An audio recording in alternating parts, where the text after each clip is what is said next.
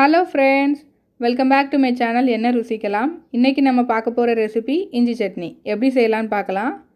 செய்ய தேவையான பொருட்கள்: இஞ்சி 2 துண்டு, தேங்காய் 2 டேபிள் ஸ்பூன்,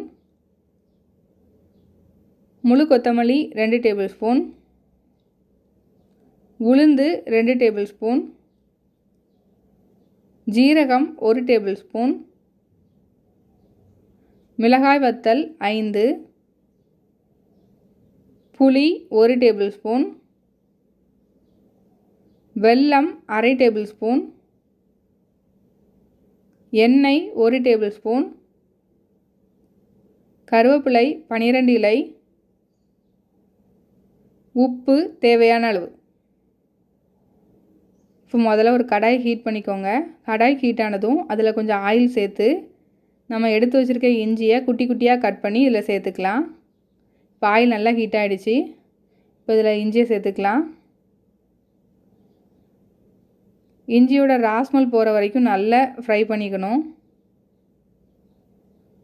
அப்போ தான் அந்த இஞ்சியில் உள்ள ஒரு கசப்பு தன்மை இருக்கும், அது இல்லாமல் இருக்கும்.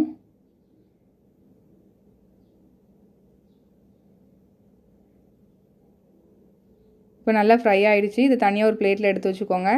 இப்போ அதே பேனில் திரும்ப எண்ணெய் ஊற்ற வேண்டாம், அதிலே வத்தல் சேர்த்து அதை வறுத்து எடுத்துக்கோங்க.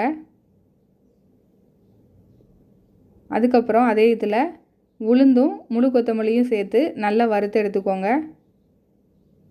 நல்ல கோல்டன் கலர் ஆகிற வரைக்கும் வறுத்து எடுத்துக்கோங்க.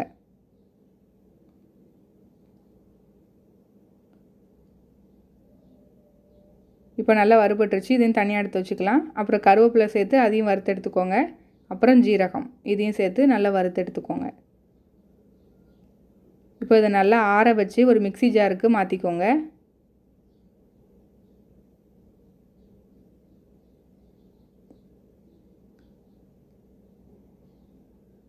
அப்புறம் இது கூட வெல்லம் சேர்த்துக்கோங்க. அப்புறம் புளியை ஒரு 5 நிமிஷம் ஊற வச்சு அந்த தண்ணியோடு சேர்த்தே இதில் சேர்த்துக்கலாம். அப்புறம் உப்பு, இது எல்லாத்தையும் நல்லா அரைச்சி எடுத்துக்கலாம். அப்புறம் இதில் கொஞ்சம் தேங்காய் சேர்த்து மறுபடியும் அரைச்சி எடுத்துக்கலாம். ரொம்ப ஃபைன் பேஸ்ட்டாக அரைச்சிடாதீங்க, கொஞ்சம் கோஸாகவே அரைச்சிக்கோங்க. இப்போ இதை தாளித்து கொட்டிடலாம். ஒரு கடாய் சூடானதும் அதில் எண்ணெய் ஊற்றி உளுந்தம்பருப்பும் கடுகும் சேர்த்து, கடுகு வெடித்து வந்ததும் அதில் வத்தலும் கொஞ்சம் கருவேப்பிலையும் சேர்த்து தாளித்து கொட்டிடலாம். இப்போ நமக்கு சூப்பரான இஞ்சி சட்னி ரெடி. இந்த ரெசிபியை கண்டிப்பாக குழந்தைங்களும் விரும்பி சாப்பிடுவாங்க. வெல்லம் சேர்த்துருக்கனால நல்லாயிருக்கும். கண்டிப்பாக செஞ்சு கொடுங்க. நெக்ஸ்ட்டு ரெசிபி இம்யூனிட்டி பூஸ்ட் எப்படி செய்யலான்னு பார்க்கலாம். ரொம்ப ரொம்ப ஈஸி, கண்டிப்பாக செஞ்சு பாருங்கள். இது செய்ய தேவையான பொருட்கள்லாம் பார்த்துக்கோங்க. அப்புறம் ஒரு மிக்ஸி ஜாரில் ஒரு சின்ன துண்டு இஞ்சியை போட்டுக்கலாம். குட்டி குட்டியாக கட் பண்ணி போட்டுக்கோங்க. அப்புறம் ஒரு ஸ்மால் சைஸ் லெமன் எடுத்து தொளி சீவி அது ஒரு 4 துண்டாக கட் பண்ணி போட்டுக்கோங்க.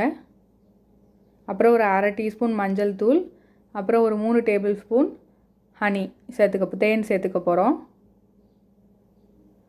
உங்களுக்கு கொஞ்சம் ஸ்வீட்டாக வேணும்னா இன்னும் ஒரு 2 டேபிள் ஸ்பூன் ஹனி சேர்த்துக்கலாம். இந்த ஹனிக்கு பதிலாக நீங்கள் ப்ரௌன் சுகர், நாட்டு சர்க்கரை, அப்புறம் வெல்லம் இந்த மாதிரி எதுனாலும் சேர்த்துக்கலாம்.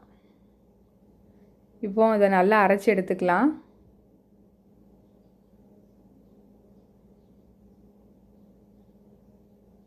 நல்லா அரைச்சி எடுக்க போகிறோம். இப்போது இதில் சூடான தண்ணி 1 கிளாஸ் சேர்த்து அரைச்சி எடுத்தாச்சு. அடுத்து இப்போ நம்ம இதை நல்லா ஃபில்ட்ரு பண்ணி எடுத்துக்கலாம். இதில் நம்ம மஞ்சள் தூள் சேர்த்துருக்கோம்ல, அதுக்கு பதிலாக நீங்கள் முழு மஞ்சள், ஃப்ரெஷ்ஷான மஞ்சள் கிடச்சிச்சின்னா அந்த மஞ்சள் தூளுக்கு பதிலாக அது சேர்த்துக்கலாம். அது இன்னும் டேஸ்ட்டாக இருக்கும். இப்போ இதை நல்லா ஃபில்ட்ரு பண்ணிக்கலாம். ஒரு ஸ்பூன் வச்சு நல்லா ப்ரெஸ் பண்ணி விட்டுட்டே இருந்தீங்கன்னா அந்த தண்ணி ஃபுல்லாக ஈஸியாக கீழே இறங்கிடும். இந்த ட்ரிங்கை கண்டிப்பாக செஞ்சு கொடுங்க உங்கள் வீட்டில் உள்ள எல்லாத்துக்கும். ரொம்ப ரொம்ப நல்லது. உங்களோட நோய் எதிர்ப்பு சக்தியை நல்லா அதிகரிக்கிறதுக்கு இது உதவும்.